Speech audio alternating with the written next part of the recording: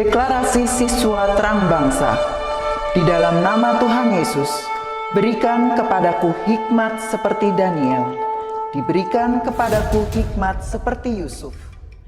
Dalam nama Tuhan Yesus, sesuai firman-Mu yang berkata, barang siapa kekurangan hikmat, hendaklah ia meminta daripada Tuhan. Di dalam nama Tuhan Yesus, tahun ini kecerdasanku akan dilipat gandakan oleh Tuhan. Di dalam nama Tuhan Yesus, aku akan semakin cemerlang. Di sekolahku, aku akan menjadi saksi Tuhan yang luar biasa. Dalam nama Tuhan Yesus, akan muncul dari hidupku panggilan untuk menjadi generasi Yoel yang penuh dengan api Tuhan dan militan dalam Tuhan. Aku disebut sebagai pelaksana-pelaksana firman. Aku bagian dari pasukan Tuhan yang tangguh pada akhir zaman. Lewat hidupku, pelajar di kota Sion akan mengalami kegerakan rohani yang luar biasa. Aku menerima jaminan masa depanku dari Tuhan sendiri, kalau aku hidup seperti yang Tuhan mau. Demi nama Tuhan Yesus, semua jadi dan genap. Amin, amin, amin.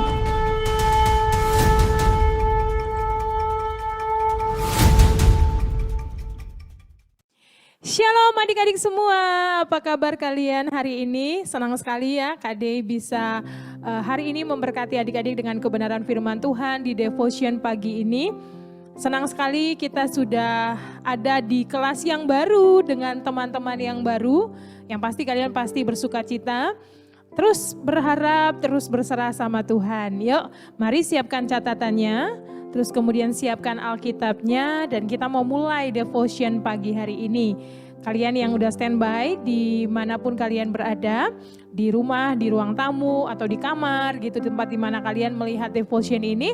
Mari siapkan hatimu, pastikan kamu tidak terganggu dengan keadaan sekeliling. Fokus kita mau datang sama Tuhan, mempersembahkan sepanjang hari ini bagi kemuliaan Tuhan. Ya, mari siapkan hatimu, kita mau datang dan memuji menyembah Tuhan. Kak Rindu di pagi ini, ayo bangkit berdiri semuanya, kita mau nyanyikan satu pujian yang akan memberkati setiap kita, membuat kita bersuka cita untuk tetap memuliakan nama Tuhan. Kita mau angkat pujian ini, katakan ada gerakan Roh Allah di sini. Semua tahu kan pujian ini? Sama-sama dengan Kak Dea kita nyanyi, kita mau muliakan Tuhan sama-sama. Sama-sama semuanya.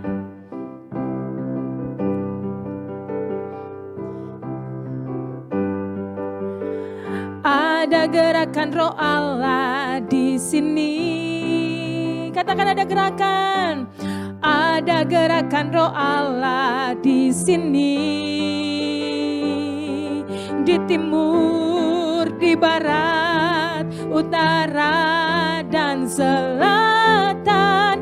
Ada gerakan Roh Allah. Ada gerakan Roh Allah. Ada gerakan Roh Allah di sini. Sekali lagi yuk. Ada gerakan Roh Allah di sini. Katakan ada gerakan. Ada gerakan Roh Allah di sini. Di timur, di barat, utara dan selatan. Ada gerakan Roh Allah. Ada gerakan Roh Allah. Ada gerakan Roh Allah di sini. Lambaikan tangannya, katakan Hosana, Hosana, Hosana, Hosana, Hosana. Terpujilah Tuhan, terpujilah Tuhan, terpujilah Tuhan yang datang dalam nama Yesus. Kasih kemuliaan yang luar biasa buat Tuhan kita, haleluya. Oke adik-adik semuanya, kalian bisa duduk kembali. Kita mau sembah Tuhan ya pagi ini sebelum kita dengar firman Tuhan. Kita mau siapkan hati kita jadi tandai hati yang subur, supaya ketika firman ini disampaikan, kita tidak hanya sekedar mengerti, kita tidak hanya sekedar memahaminya, tapi biar firman ini mau jadi benih, yang begitu benih itu ditaruh di tanah hati yang subur itu, benih ini akan bertumbuh dalam setiap kehidupan kita, sehingga hidup kita akan menjadi hidup yang memuliakan nama Tuhan. Ayo mari siapkan hatimu, sungguh hati datang sama Tuhan sekalipun kita terpisah, tapi Kak percaya gak ada jarak dalam hadirat Tuhan ya. Roh Kudus bisa melawat engkau dimanapun engkau berada hari ini. Mari siapkan hatimu, kita mau angkat pujian ini, kita mau sembah Tuhan sama-sama ya. Terima kasih Tuhan Yesus, kami mengucap syukur pagi ini. Engkau baik di hidup kami Tuhan. Ku buka hatiku untuk firman-Mu. Ku ingin menjadi seperti Yesus. Berfirmanlah Tuhan, ku mau mendengar dan melakukannya setiap hari. Ini hati kami Tuhan Yesus, kami buka hati kami padamu Tuhan. Ku buka hatiku untuk firman-Mu. Ku ingin menjadi seperti Yesus. Berfirmanlah Tuhan, ku mau mendengar dan melakukannya setiap hari. Roh Kudus yang manis, tolong aku menuruti firman Tuhan. Roh Kudus yang manis, jadikanku anak Tuhan yang manis. Roh Kudus, Roh Kudus yang manis, tolong aku menuruti firman Tuhan. Roh Kudus yang manis, jadikanku anak Tuhan yang manis. Letakkan tanganmu di dada, katakan sebagai doamu dengan kesungguhan hati di hadapan Tuhan. Mari kita mau nyanyikan pujian ini lebih lagi, datang sama Tuhan pagi ini. Ini hati kami Tuhan, ini doa kami di hadapan-Mu Tuhan Yesus. Roh Kudus yang manis, tolong aku menuruti firman Tuhan. Roh Kudus yang manis, jadikanku anak Tuhan yang manis. Anak Tuhan, anak Tuhan yang manis. Anak Tuhan yang manis. Oh, oh, Allah Roh Kudus, penuhi hati kami dengan hadirat-Mu Tuhan. Oh, oh, kami rindu Engkau lebih dari segalanya. Hadirat-Mu nyata dalam hidup kami Tuhan. Terima kasih, Engkau baik.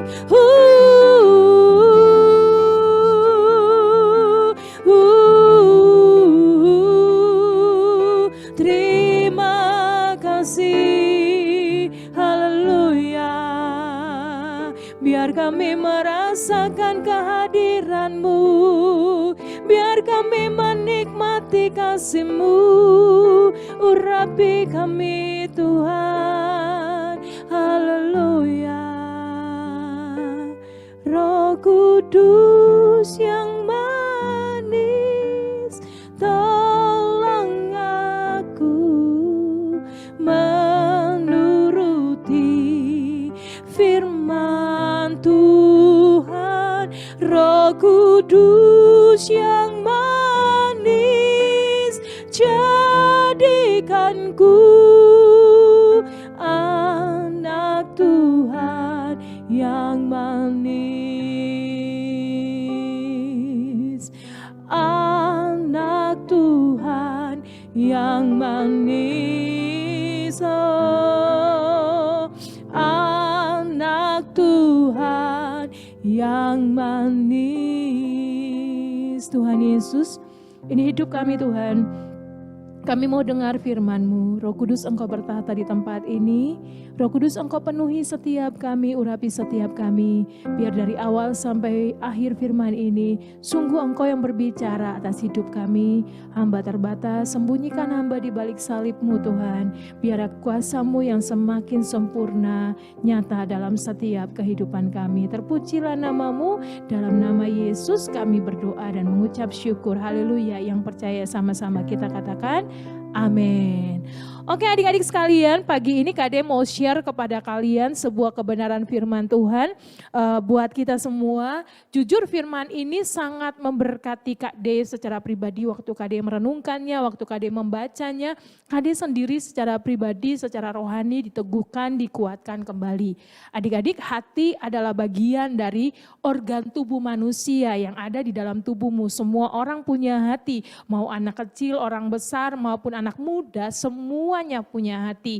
Firman Tuhan berkata, hati yang gembira adalah obat yang manjur, semangat yang patah mengeringkan tulang. Berarti ketika hati kita gembira, maka hidup kita itu penuh dengan yang namanya sukacita. Ketika hidup kita bersukacita, ketika hidup kita penuh dengan bersukacita, kita menjadi orang yang selalu positif, melihat segala sesuatu dengan baik, dengan penuh semangat, penuh keyakinan. Jadi tidak ada hal yang negatif dalam setiap kehidupan kita. Tetapi Alkitab juga berkata bahwa hati itu adalah bagian yang sangat penting, sehingga di Amsal dikatakan, jagalah hatimu dengan segala kewaspadaan karena dari situlah terpancar kehidupan. Nah adik-adik, kalau dari hati terpancar kehidupan, maka dari hati pun akan muncul yang namanya kebencian, kepahitan, kejahatan. Jadi saking pentingnya hati itu dalam hidup kita, maka Tuhan memberikan firman-Nya kepada kita untuk kita ini menjagai hati kita. Setiap hari menjagai hati itu bukan bicara soal hari ini aja. Ibarat seorang prajurit, kita harus standby 24 jam menjagai hati kita. Kecuali waktu kita tidur ya, kita sudah tidak berpikir, kita dalam kondisi terlelap, kita nggak perlu. Tapi selama kita membuka mata kita hidup dengan orang-orang yang ada di sekeliling kita ini harus menjagai hati kita. Why? Nah hari ini Kak De mau bagi tentang satu hal yang sangat mempengaruhi hati, yaitu namanya adalah iri hati. Nah ayo di sini siapa yang punya teman? Angkat tangannya. Kak De punya teman Kak De banyak juga. Siapa yang punya saudara? Yang punya adik atau kakak atau cici, angkat tangannya. Kak De juga punya, Kak De punya saudara, ada ya.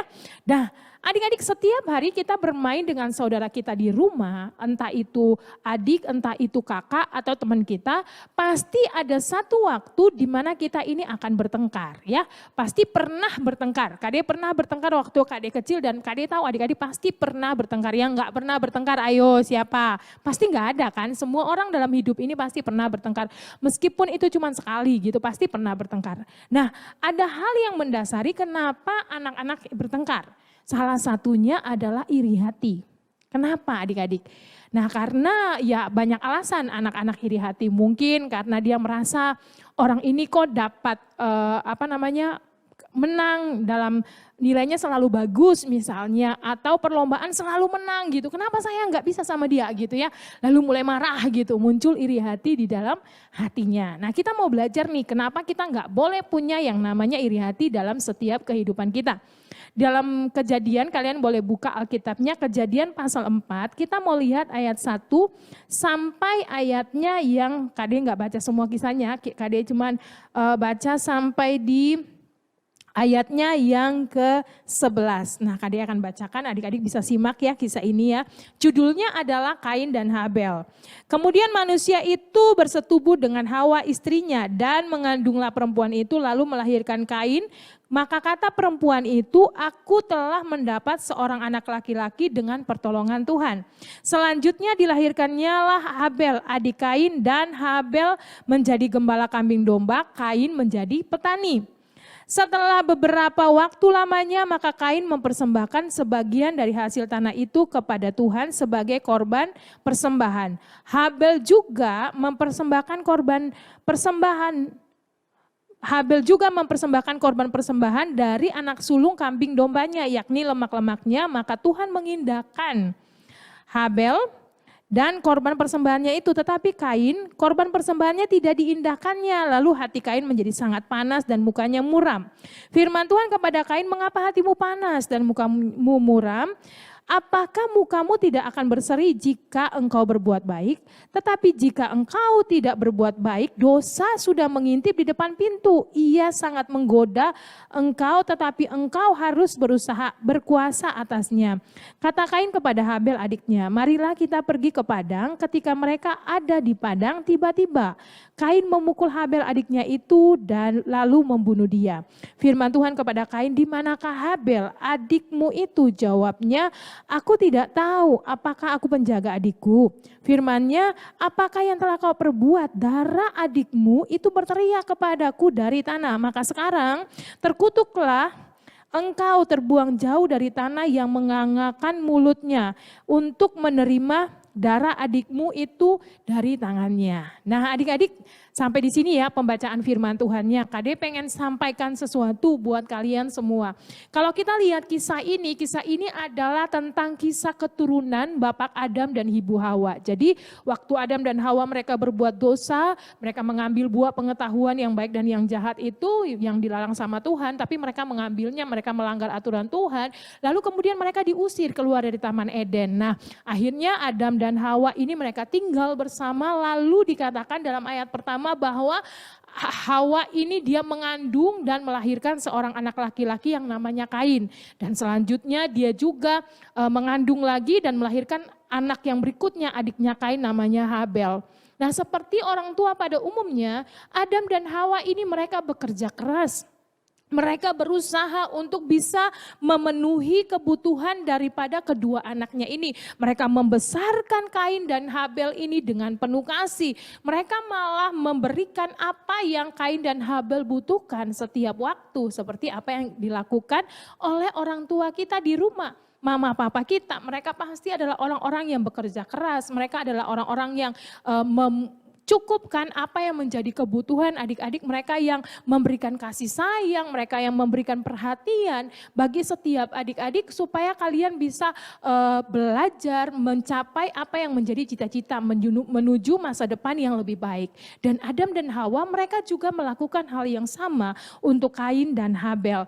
Tapi apa yang terjadi di kisah ini dikatakan setelah Kain dan Habel itu mereka besar, dikatakan di sana Habel ini menjadi gembala kambing domba dan Kain ini menjadi petani.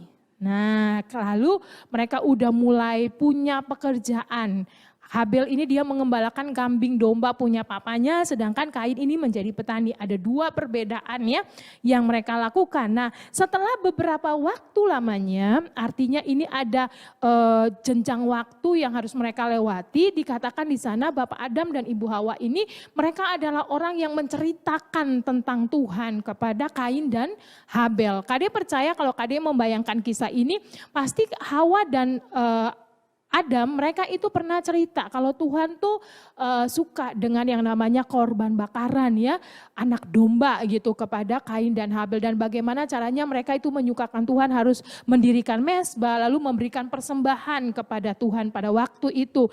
Dan dikatakan di sana, lalu kemudian setelah beberapa waktu lamanya maka Kain mempersembahkan dari hasil tanah itu kepada Tuhan sebagai korban persembahan. Lalu Kain dan Habel ini mereka mau melakukan apa yang dikatakan oleh orang tuanya.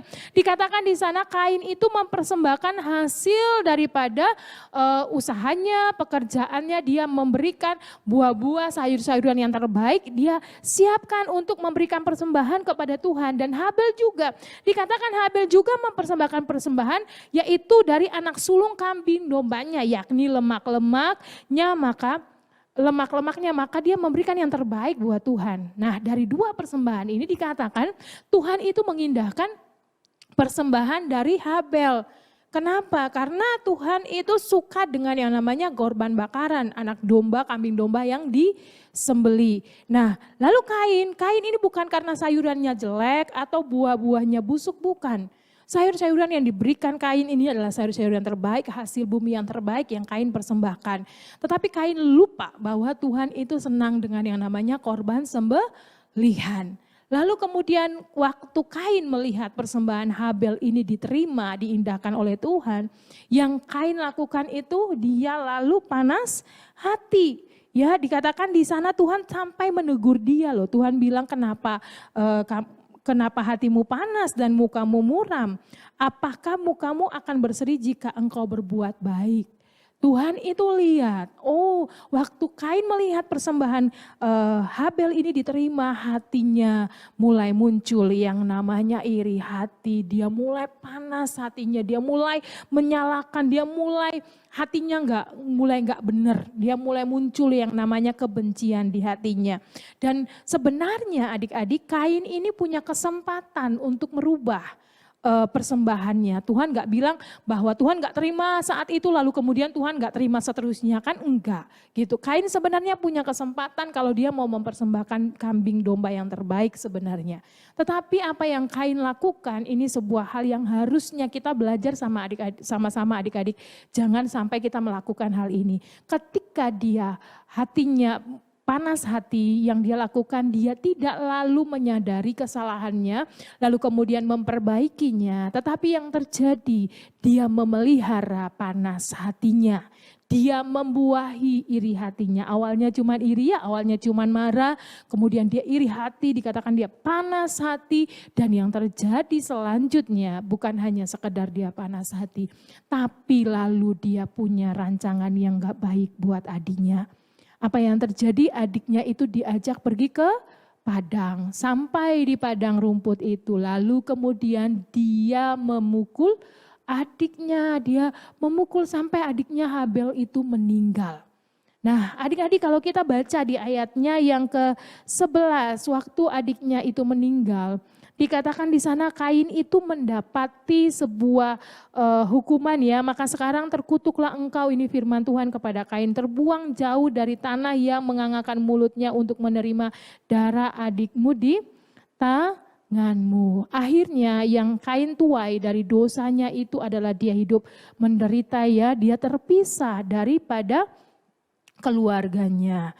Nah, sebenarnya Kain bisa punya kesempatan untuk hidup bahagia, hidup sejahtera dengan keluarganya. Kalau waktu itu dia mau memperbaiki, dia tidak menuruti panas hatinya, dia tidak membiarkan iri hati itu ada di dalam hatinya, tetapi dia memilih untuk saling mengampuni, saling mengasihi, dia mau kasihi dengan tulus saudaranya. Maka ketika dia melakukan hal itu, maka dikatakan dia pasti hidup sangat berbahagia. Adik-adik, bagaimana caranya supaya kita ini tidak terlalu banyak terperangkap dengan yang namanya iri hati? Kadi mau kasih satu tips buat adik-adik. Nah, ayatnya di Roma dikatakan bersukacitalah dengan orang yang bersuka cita. Jadi kalau misalnya dalam kehidupan kita, misalnya kita punya saudara di rumah, saudara kita dibelikan barang yang bagus, handphone misalnya, dan handphonenya lebih bagus daripada handphone kita. Daripada kita buang-buang waktu untuk iri hati, lebih baik kita ini bersuka cita atau senang bersama dengan saudara kita yang terima handphone yang bagus itu. Wah, selamat, I'm happy for you. Saya senang buat kamu, saya bahagia buat kamu. Kalau teman kita dapat juara 1 dan kita belum, senanglah buat bersukacitalah dengan teman kita yang bersukacita. Turutlah dalam sukacita. Dengan demikian kita ini bisa menjaga hati kita. Kain kalau waktu itu Habel punya persembahan diterima dan dia bisa mengatakan ini buat Habel. Wow, Habel luar biasa persembahanmu diterima, kakak bangga sama kamu, kakak seneng sama kamu. Maka tidak akan terjadi dosa yang membuat hidup Kain akhirnya dikatakan terbuang jauh dari keluarganya. Nah, adik-adik hari ini kita mau belajar. Jangan buru-buru, jangan pupuk iri hati itu dalam hati kita. Tetapi yang kita pupuk adalah sukacitalah, bersukacitalah dengan orang yang bersukacita. Berbahagialah dengan orang yang berbahagia. Kita punya hati yang murni, kita punya hati yang tulus. Makanya Alkitab berkata, jagalah hatimu dengan segala kewaspadaan. Kalau mulai muncul yang namanya iri hati, cepat-cepatlah mulai datang sama Tuhan. Tuhan Yesus ampuni saya. Saya kasihi saudara saya kasihi teman saya. Supaya apa adik-adik? Supaya hati kita tetap terjaga. Supaya hati kita tetap murni. Dalam Matius dikatakan berbahagialah orang yang murni hatinya karena mereka akan melihat kerajaan surga. Wow, luar biasa ya kalau kita punya hati yang murni. Tuhan itu akan memberkati seluruh kehidupan kita. Kita berdoa sama-sama hari ini adik-adik mengawali hari ini supaya kita mengawalinya dengan hati yang tulus, mengawalinya dengan hati yang murni. Tapi di antara adik-adik bila engkau mendengarkan firman ini dan engkau merasa Kak, saya orang yang seperti itu. Adik saya menyebalkan banget. Saudara saya ini gak pernah mau ngalah dan sebagainya. Saya sakit hati Kak. Bereskan itu di hadapan Tuhan. Hari ini Kak berdoa. Supaya Tuhan mengirimkan kasih-Nya. Supaya hatimu murni. Supaya hatimu menjadi hati yang tulus kepada semua orang. Termasuk kepada saudaramu tentunya. Ya, mari semua letakkan tanganmu di dada. Letakkan tanganmu tepat di mana hatimu berada. Kita mau berdoa sama Tuhan ya. Supaya adik-adik dimampukan agar dapat melakukan firman ini dalam setiap kehidupanmu. Mari kita mau nyanyi lagu ini sebagai doa kita. Kalau hari ini hatimu lagi gak benar, kita mau minta Roh Kudus untuk masuk dalam hatimu dan membalut hatimu sehingga hatimu menjadi hati yang mudah dibentuk, sehingga hatimu menjadi hati yang mudah untuk lebih lagi berubah sesuai dengan kebenaran firman Tuhan. Taruh tanganmu di dada, kita mau jadikan lagu ini sebagai doa kita di hadapan Tuhan. Dengan segenap hatimu katakan pujian ini. Roh Kudus yang manis, tolong aku menuruti firman Tuhan. Roh Kudus yang manis, jadikanku anak Tuhan yang ini hati kami Tuhan Yesus. Roh Kudus yang manis, tolong aku menuruti firman Tuhan. Roh Kudus yang manis, jadikanku anak Tuhan yang manis. Biar musik aja, adik-adik dengarkan Kade, tetap taruh tanganmu di dada. Hari ini Roh Kudus mau menyapa hatimu. Biarkan Roh-Nya menyelidiki setiap hatimu. Kalau di sana ada yang namanya benih iri hati atau kepahitan, kebencian buat siapapun, Hari ini Kade berdoa dalam nama Yesus. Roh Kudus selidiki setiap hati. Hamba minta murnikan dalam nama Yesus setiap hati anak-anak ini. Mereka yang hatinya mungkin hari ini lagi gelisah. Mereka yang mungkin hatinya hari ini lagi sedih. Mereka yang mungkin hatinya hari ini lagi marah. Tuhan, hamba berdoa, murnikan di dalam nama Yesus. Kasih-Mu membalut setiap hati. Kami angkat, kami cabut setiap iri hati. Kami angkat, kami cabut setiap kebencian. Kami angkat, kami cabut setiap benih kepahitan di dalam nama Tuhan Yesus. Kami tabur benih kasih Tuhan, kami tabur benih firman Tuhan, supaya setiap anak di sekolah ini Tuhan, mereka menjadi anak-anak yang bersuka cita dengan orang yang bersuka cita. Setiap anak di sekolah ini, mereka yang mendengarkan devotion pagi ini, mereka menjadi anak-anak yang sungguh-sungguh mempunyai hati yang murni. Tuhan, beracaralah secara pribadi, lepas pribadi di dalam nama Yesus Tuhan. Setiap alasan yang mungkin ada di hati mereka untuk membenarkan diri, kami berdoa Tuhan, kami minta benih ilahi, kami minta benih firman Tuhan berbicara lebih dalam seluruh kehidupan mereka. Roh Kudus, Engkau yang beracara penuh dalam seluruh kehidupan mereka. Tuhan berkati pelajaran mereka sepanjang hari ini. Tuhan berkati Miss dan Sir yang mengajar. Tuhan juga berkati sekolah ini, yayasan dan semua hal yang Tuhan percayakan di sekolah ini. Berkati dalam nama Yesus. Terima kasih. Sungguh kami mengucap syukur Tuhan buat devotion pagi ini. Untuk firman-Mu Tuhan, Roh Kudus Engkau yang bekerja lebih lagi. Hamba berdoa Tuhan, hamba serahkan segala sesuatunya menjadi milik kepunyaan-Mu. Dalam nama Yesus kami berdoa. Haleluya. Amin. Oke adik-adik sekalian, selesai devotion hari ini.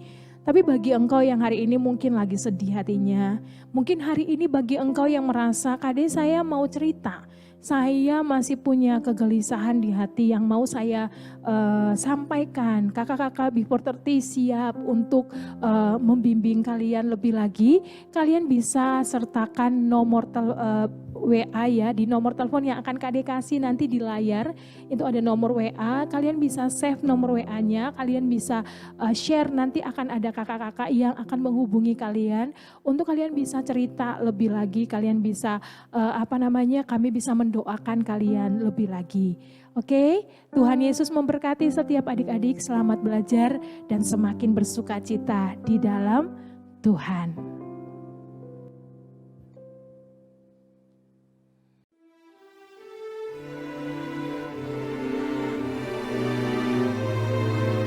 Mazmur 91 ayat 1-16. Dalam lindungan Tuhan. Orang yang duduk dalam lindungan yang maha tinggi dan bermalam dalam naungan yang maha kuasa akan berkata kepada Tuhan, tempat perlindunganku dan kubu pertahananku, Allahku yang kupercayai. Sungguh Dialah yang akan melepaskan aku dari jerat penangkap burung, dari penyakit sampar yang busuk. Dengan kepaknya Ia akan menudungi engkau. Di bawah sayapnya engkau akan berlindung. Kesetiaannya ialah perisai dan pagar tembok. Engkau tak usah takut terhadap kedahsyatan malam, terhadap panah yang terbang di waktu siang, terhadap penyakit sampar yang berjalan di dalam gelap, terhadap penyakit menular yang mengamuk di waktu petang.